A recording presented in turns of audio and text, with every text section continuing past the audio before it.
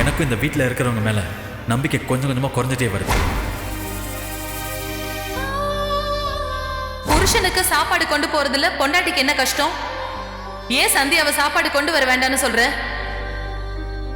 வேலைக்கு போய் 4 காசு சம்பாதிச்சா நம்மளை மதிக்க மாட்டாங்க. நம்ம கம்பல் பண்ணி வீட்டில் உட்கார வச்சா வேண்டா விருப்பா தான் இருப்பாங்க.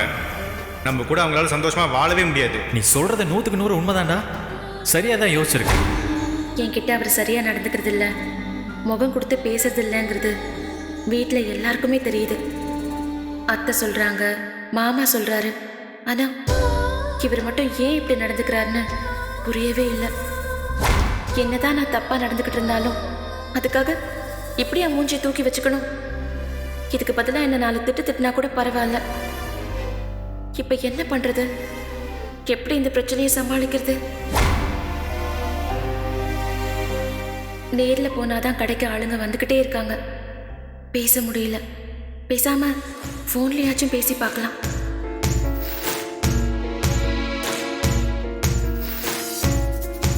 அப்படியே 2 பேக்கெட் கொடுப்பா. சரிண்ணா.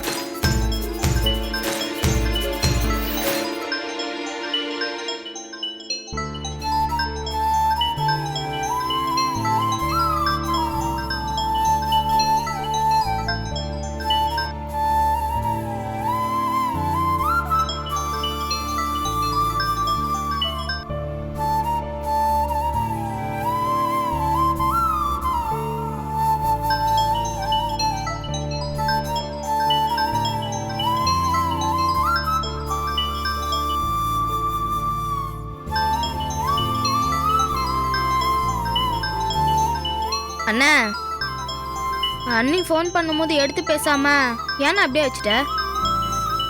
டேய், உன் வேலை என்னமோ அதை மட்டும் பாரு. இதெல்லாம் தலையிடாது. அந்த மடி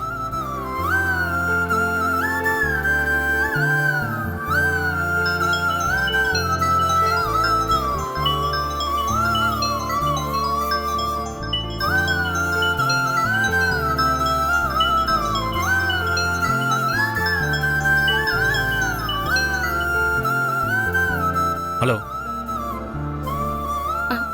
ஹலோ ஹலோ சொல்லுங்க. ஏதாவது முக்கியமான விஷயமா? இல்லைங்க, நேர்ல வந்து பேசலான்னு பிஸியா இருந்தீங்க, அதான் ஃபோன் பண்ணேன். இது சீசன் நேரங்க. கடைக்கு நிறைய பேர் வந்துட்டு போவாங்க. வியாபாரம் நடக்கிற நேரம். என்ன விஷயமா ஃபோன் பண்ணீங்க சொல்லுங்க. சாரிங்க, நீங்க தப்பா நினைச்சுக்காதீங்க. நீங்க இப்ப கூட ரொம்ப ரொம்ப பிஸியா இருக்கீங்கன்னு நினைக்கிறேன். நான் வச்சிடுறேன். நீங்க வேலையை முடிச்சுட்டு வீட்டுக்கு வந்ததுக்கு அப்புறம் பேசிக்கலாம்.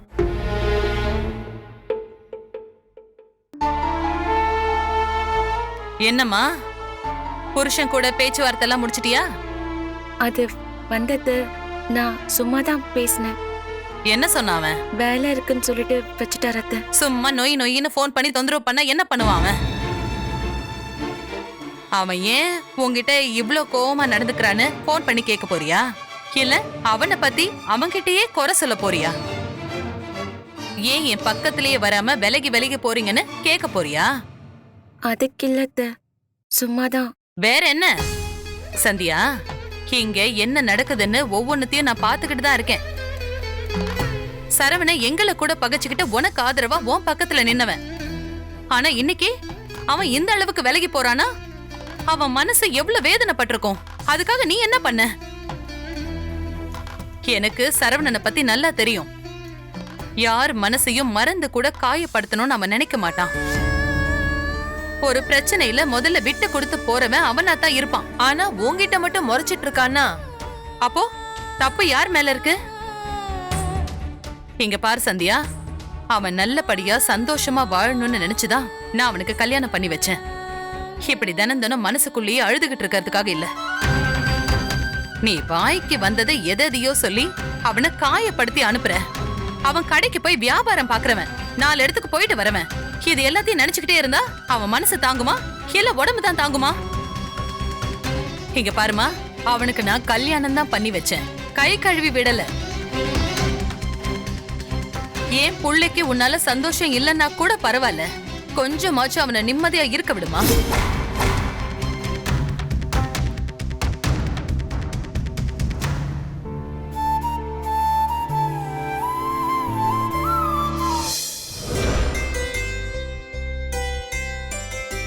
மயிலு சரவணனுக்கு சாப்பாடு கொண்டு போய் கொடுத்தியா? கொடுத்துட்டேம்மா.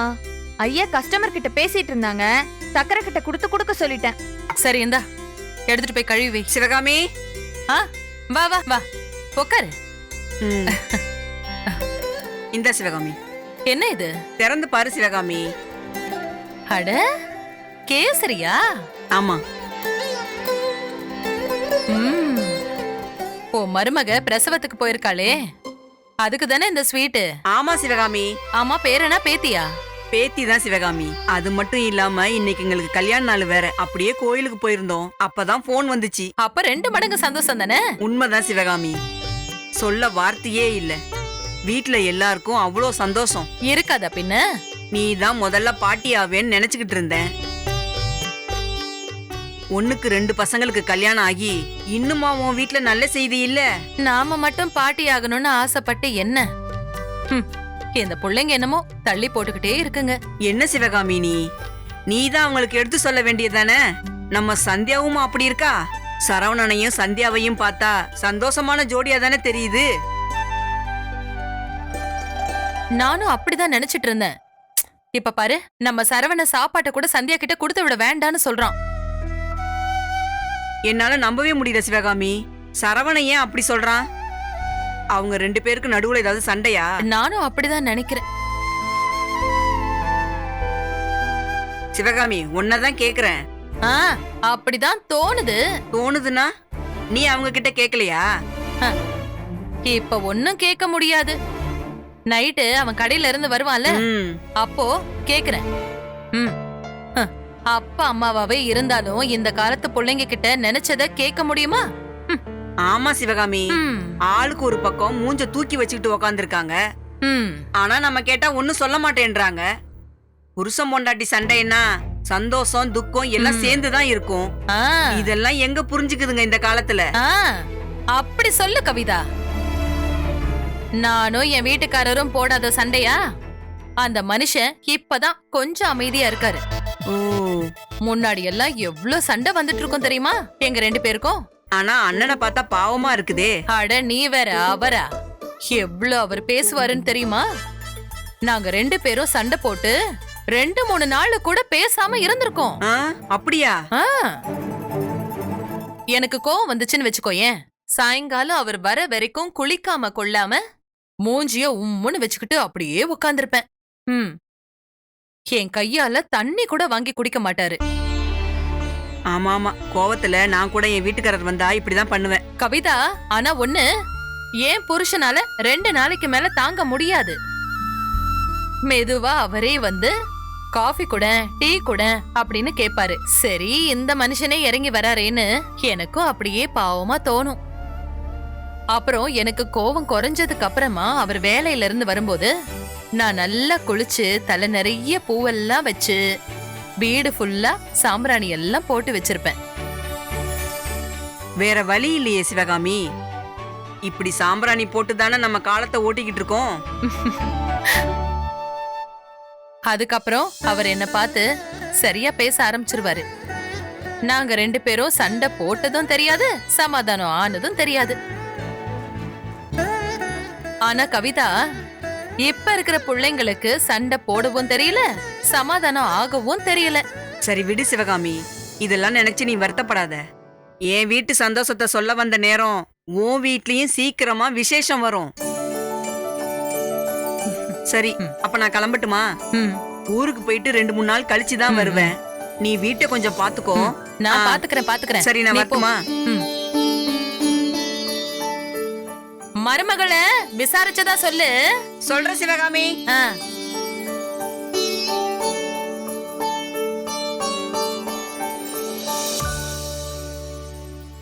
என்ன சந்தியா, அப்படியே போற?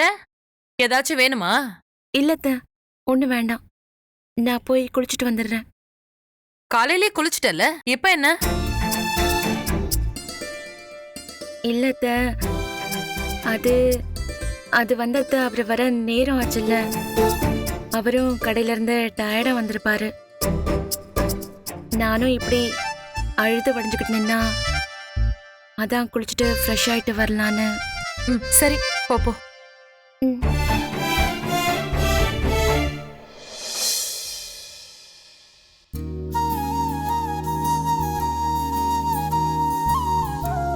அவர் வேலையில இருந்து வரும்போது நான் நல்லா குளிச்சு தலை நிறைய பூவெல்லாம் வச்சு வீடு ஃபுல்லா சாம்பிராணி எல்லாம் போட்டு வச்சிருப்பேன். அவர் ஏன் என் மேல கோவமா இருக்காருன்னு தெரியல. ஆனா அத்தை சொன்னதை ஃபாலோ பண்ணா சரியா இருக்கும்னு தான் தோணுது. அட்லீஸ்ட் என்ன கோவம்னு அவர்கிட்ட கேட்க வாச்சும் கண்டிப்பா வாய்ப்பு கிடைக்கும். சரி, போய் குளிக்கிறோம், ட்ரெஸ் சேஞ்ச் பண்றோம், இன்னைக்கு அவரை அசத்துறோம். எஸ்.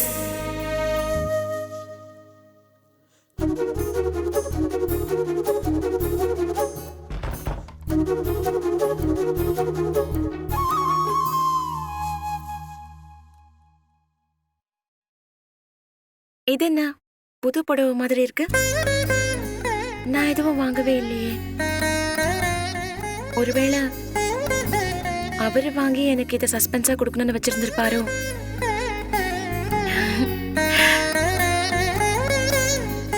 இதை கட்டிட்டு போய் அவருக்கு நாம சர்ப்ரைஸ் கொடுக்க வேண்டியதுதான்.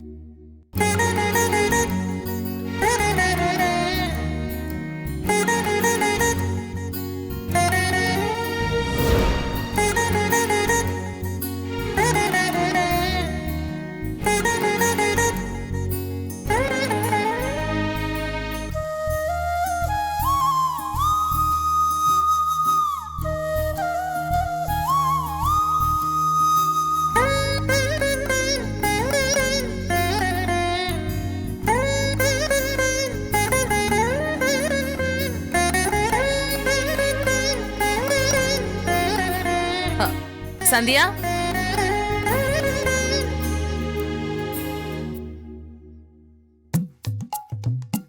என்ன சந்தியா குளிச்சிட்டியா? யாருமா வீடு முழுக்க சாம்பிராணி எல்லாம் போட்டு வச்சிருக்காங்க? குளிச்சுட்டேன் அத்தை. நான் தான் சாம்பிராணி போட்டேன். நீயா? ஆமா. எதுக்கு இப்ப சாம்பிராணி எல்லாம் போட்டிருக்க?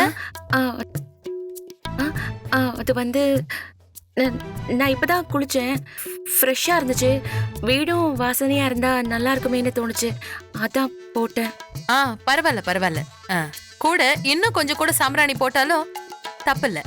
பண்ணு பண்ணு பண்ணு. ஐயோ, எவ்வளவு நேரம் ஆச்சு, இவர் ஏன் இன்னும் வரல?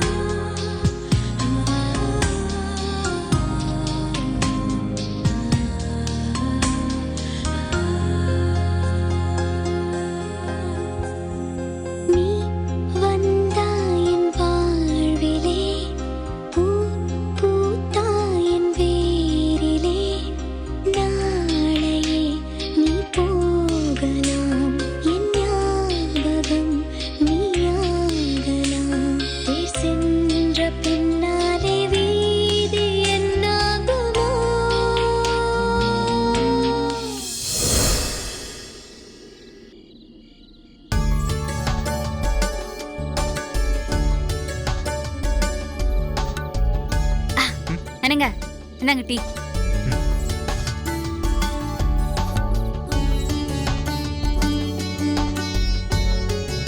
ஏன் அர்ச்சனா, உனக்கு எப்ப 2வது டோஸ் தடுப்பூசி? எனக்கு அடுத்த வாரங்க. எனக்கு அதுக்கு அடுத்த வாரம். மிஸ் பண்ணாம போய் போட்டுட்டு வந்துருன்னு அர்ச்சனா. 3வது அலை வேற வருதுன்றாங்க. என்னங்க இது? இந்த கொரோனாக்கு ஒரு எண்டே கிடையாதா?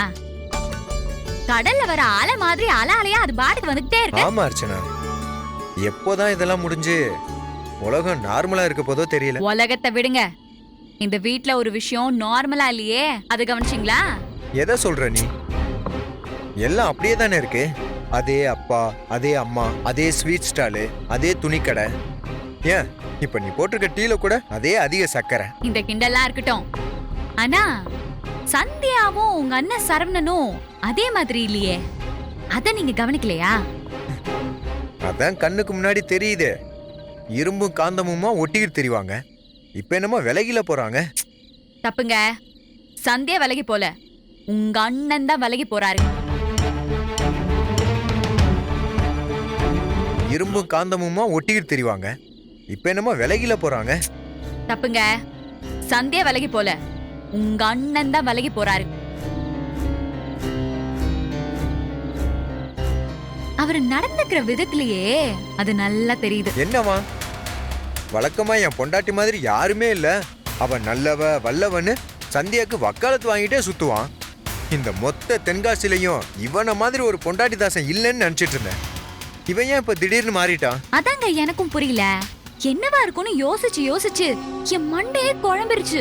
ரொம்ப யோசிக்காத. புருஷன் பொண்டாட்டிக்குள்ள சண்டை வர்றதெல்லாம் சகஜம் தானே. அந்த மாதிரி ஒரு சண்டையா இருக்கும். எல்லாம் கொஞ்ச நாள் போனா சரியாய் சேர்ந்துருவாங்க.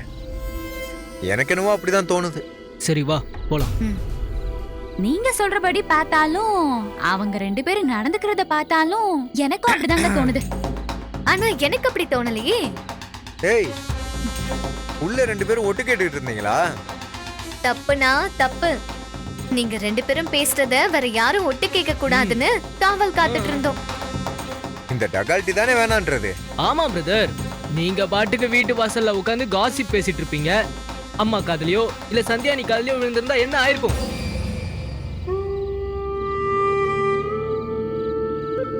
அதான் யாரும் வராங்களான்னு பாத்துட்டு இருந்தோம். ரொம்ப சுவாரஸ்யமா வேற போச்சா, அதான் டக்குன்னு உள்ள வந்துட்டோம். சரி அண்ணி, நீங்க சொல்லுங்க, எதனால சரவண அண்ணனும் அண்ணியும் இப்படி மூஞ்ச திருப்பிட்டு போறாங்க? என்னவா இருக்கும்? இவ்ளோ நேரம் நீ என்னத்த விட்டு கேட்ட? அது புரியாம தானே நாங்களே பேசிக்கிட்டு இருக்கோம். எனக்கு என்ன தோணுதுன்னா, சந்தியா அண்ணியோட என்னமோ ஒரு ரகசியம் அண்ணனுக்கு தெரிஞ்சிருச்சுன்னு நினைக்கிறேன். ஏன் இத்தனை நாளா என்கிட்ட சொல்லலன்னு சந்தியா அண்ணி கிட்ட சண்டை போட்டிருப்பாங்களோ? சரி, அப்படி என்னதான் பிரச்சனையா இருக்கும்னு தெரியலையே. இதை யாருக்கிட்டையும் கேட்கவும் முடியாது. ஏன் முடியாது? பேசாம அண்ணன்கிட்டயே நைஸா பேச்சு கொடுத்து தெரிஞ்சுப்போம். அப்படியே சொல்லிட்டுதான் உங்க அண்ணன் மறு வேலை பாப்பாரு. சரியான கல்லூலி மங்க. எனக்கு என்ன ஆச்சரியம்னா, சந்தியா என்ன தப்பு செஞ்சாலும் கொஞ்சம் கூட விட்டு கொடுக்காம அவளுக்கு சப்போர்ட்டா இருந்த மனுஷன் இன்னைக்கு நம்ம எல்லாருக்கும் புரியாத மாதிரி அவரு கோவத்தை காட்டுறாரு. அந்த அளவுக்கு என்ன நடந்ததுன்னு தான் என்னோட கேள்வியே.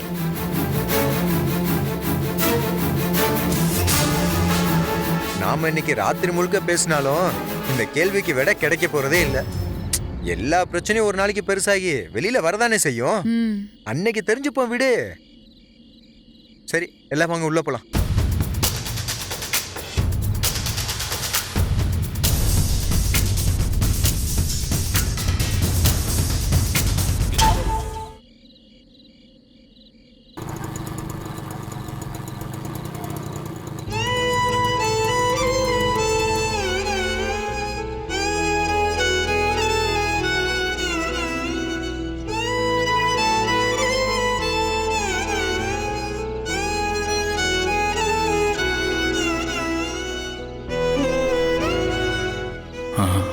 சந்தியா பிரிஞ்சு போகணும்னு விருப்பப்படுறாங்க.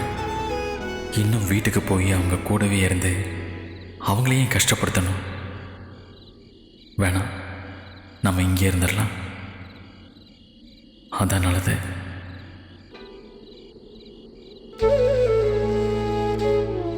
என்னாச்சு இந்த சரவணனுக்கு? இன்னுமா அவன் வீட்டுக்கு வரல?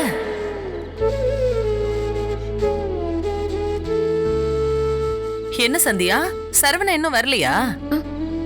இன்னும் வரல அத்தை. ஃபோன் பண்ண வரேன்னு சொன்னாரு.